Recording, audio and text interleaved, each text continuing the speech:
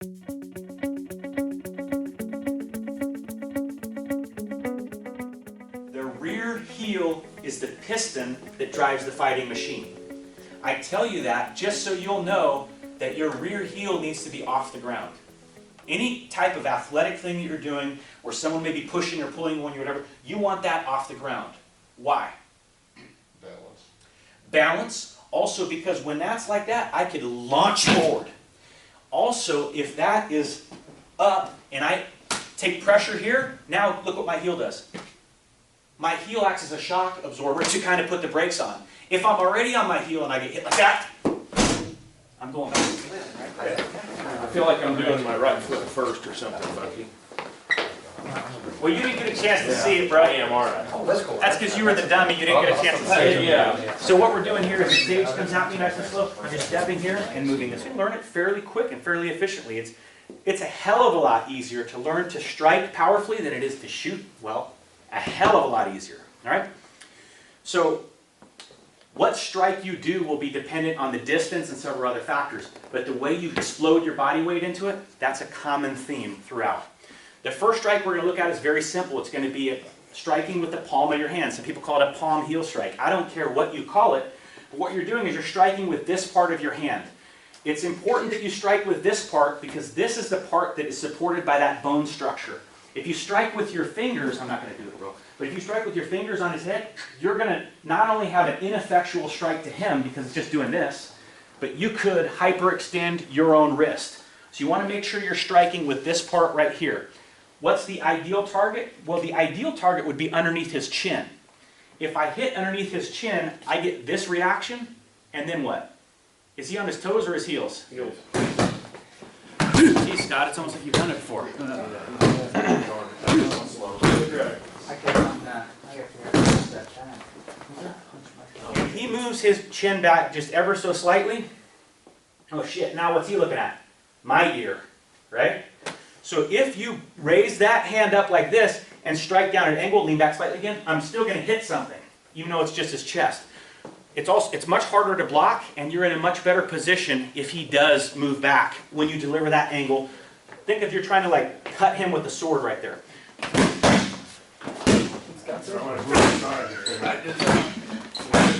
Straight in, brother.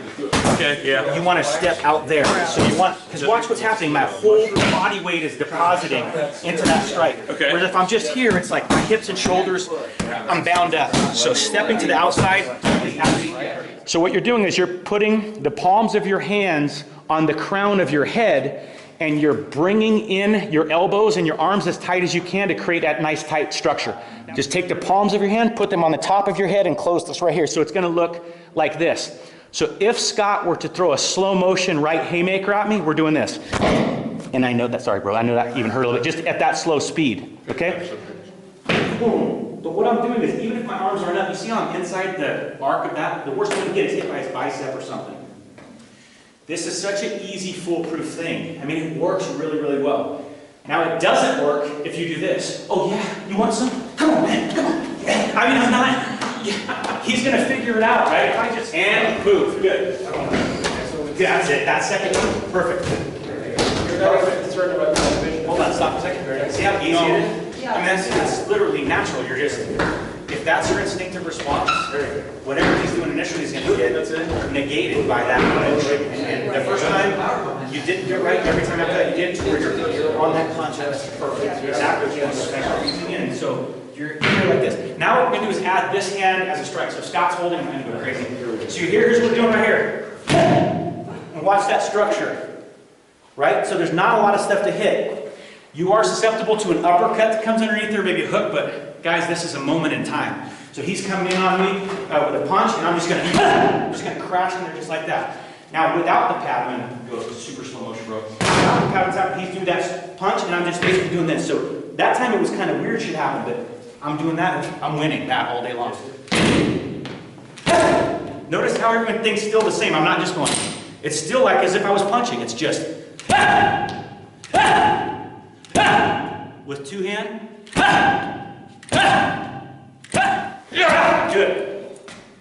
Good job. One more. Good job. Good. Good. That's it. One more. Good. That would be like this. Giving him nothing to hold on to. Or this way. Okay, you're not going. Okay, so it's that contraction. Good. Good. One more. Excellent. In and out. Get it. And down. There you go. That's it. Now two hands. Good. Good. Good. Nice. Raise. Nice clean draw. Present. Nice clean draw. Present and press. Good job. And recover the holes. And threat.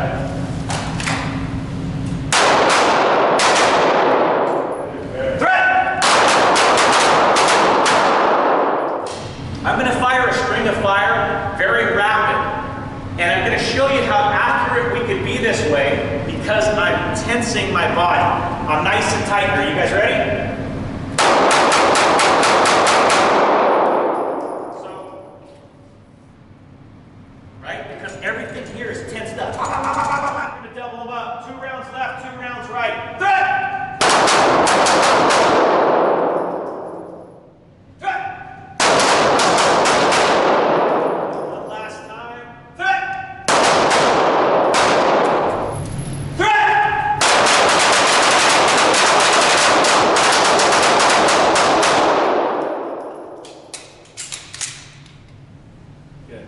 And reload. Let her rip with 2 rounds on the threat command. Threat! Ooh, that's loud. All right. Threat. Threat!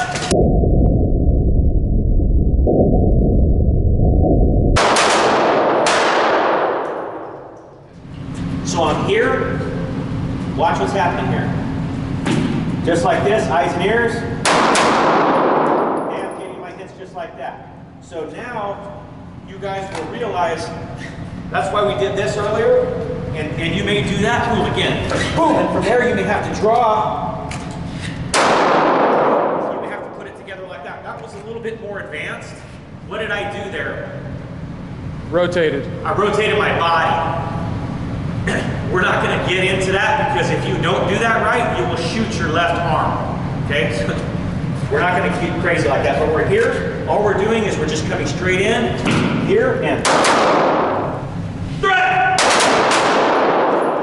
Threat! Count, threat.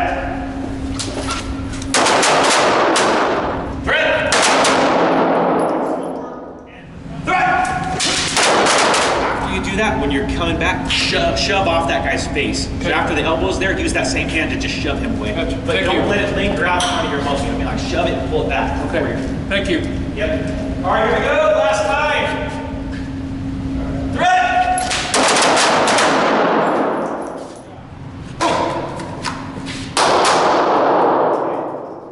From here, what about this? Headshot, right? This is a great distance for a headshot. So maybe 2 to the body real quick. Slow down and make my good headshot. Again, here, a headshot is a smart idea because a headshot's going to have a better chance of stopping him immediately, and I can almost guarantee a headshot from here. But remember, here, no bueno. He's going to knock it from where he is. Here, we can start retracting it and bringing it into our body.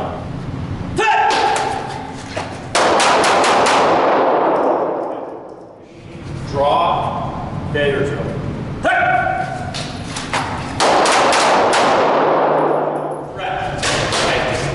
Draw. Good. Here, left hand little draw. Set. Good. Scan, assess, holster. Failure drill.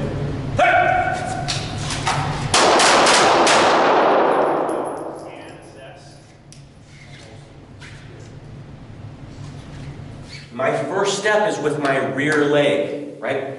The way I learned this technique initially was to take a step forward with my front leg.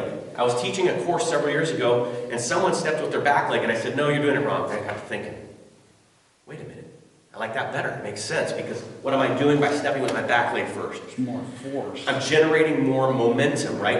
And the more momentum, we compare this already to a tug of war, the more of this I get, boom, the more likely I am to be able to completely extract it from his hands. So how this will work nice and slow, I'm going to take this big, huge step forward with my rear leg. Another big step. These are lunging steps. Watch, see how my heel's off the ground? I'm driving in with my whole body.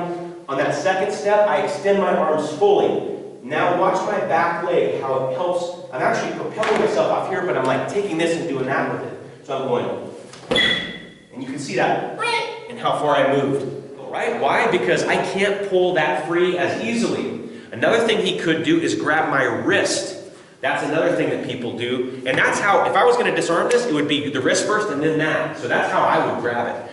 So, but I'm going to teach you how you can do this technique. Actually, not going to teach you. You're going to do the technique and see that it still works fairly well. So let me get my grip here, Scott. I'm not going to go super hard, but just kind of a medium pace. So I'm here. He's grabbed a hold of it. Now watch what happens. I'll do it at speed, then I'll do it slower. So I'm coming in. I'm here. So, did that hurt, bro? Did it get you? Okay. All right. Tap, wrap, and assess. Now, guys, the reason why that twist is important is because slow motion this time, Scott. Look what it starts to do. It starts to move. He's using this as a ledge, and you're doing this. So when he grabs it in that manner, that's even more critical. The same will work if he grabs it with, grab my wrist this time and the gun. So he's here, and again, I'm here, driving in, boom, tap, wrap, and assess. Let's start. This is my shooting stance. Okay, so now, So it's- one, and extend your arms fully. And now, let me take another step, one more step. So you're here, so your first step is here. Now you drive one more step into her, extend your arms fully. Now, that's it.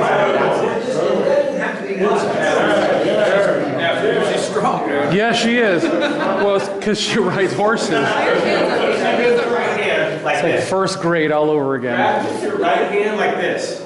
So what you're going to do is pull that gun into you and use that arm right at the junction there. That's it. Just like that. Step by step. Step one, slight step forward with your lead leg and pull that gun to your chest. Now at this time, yes, thanks Scott. At this time you should stage your offhand up. Don't just do this and leave your offhand dangling. When that happens, you're bringing your offhand into position. Now two, you're going to move your body just like that, striking that juncture where his hand is holding your gun. Move. That's it. If I move to the left, okay, I'm here, I'm going to draw. Now, it becomes difficult to turn. And I see how I'm down up here. You can sink your knees and you can get your shots that way like that, or you can shoot one-handed. And at this distance, it shouldn't be too much of a problem. So I'm here, draw one-handed. Right? It doesn't make you safe to move off plane. It makes you safer. It gives that guy something to think about other than just seeing you sitting there going, and so he can shoot you, right?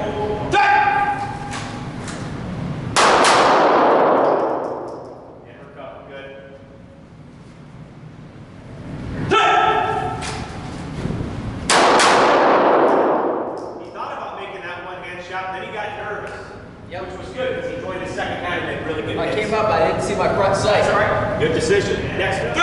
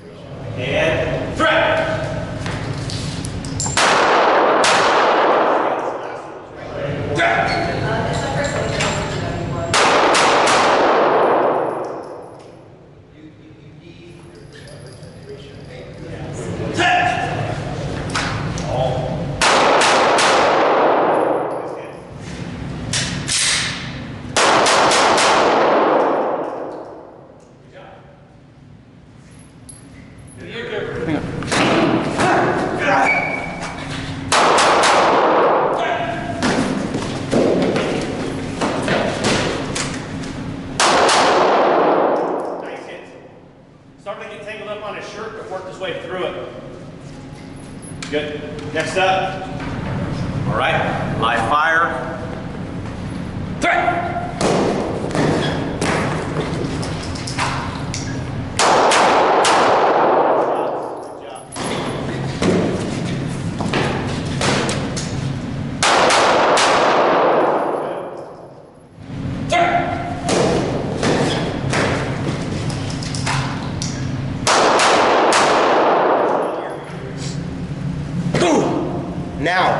coming down, grabbing my garment, getting it out of the way, coming down on my gun, pulling up, turning,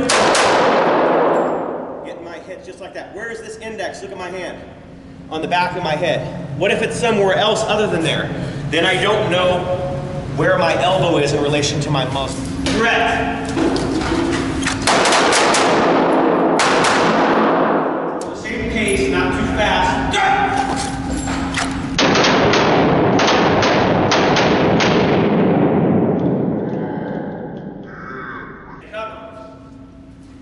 Okay, correct.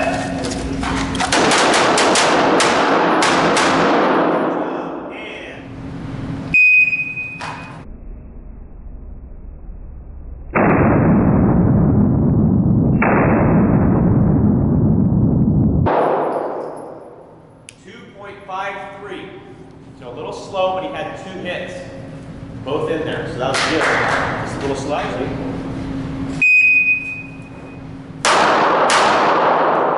Very good. So 2.29. Not at all of that time. We're going to go forward.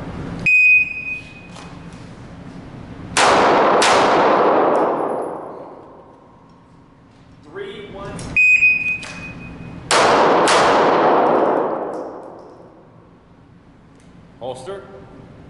Let's go see what happened here. 2 hits.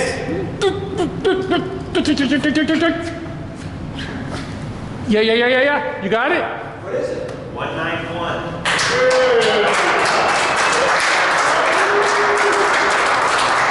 And I got it on video.